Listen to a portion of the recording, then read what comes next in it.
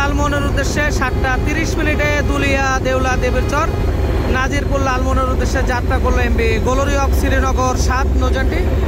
দেখতে পাচ্ছেন ভরপুর যাত্রী নিয়ে যাচ্ছে নাজিরপুর লালমোহনের উদ্দেশ্যে।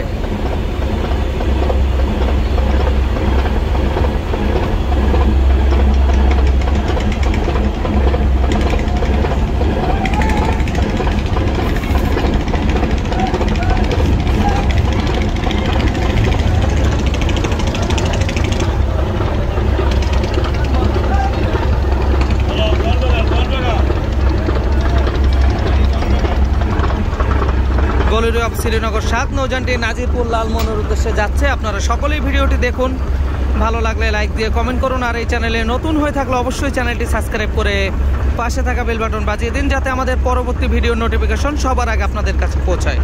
সকলেই ভালো থাকুন, সুস্থ থাকুন এবং বিডি শিপিং বাংলাদেশ ইউটিউব চ্যানেলের পাশেই থাকুন। ধন্যবাদ সবাইকে। আসসালামু আলাইকুম।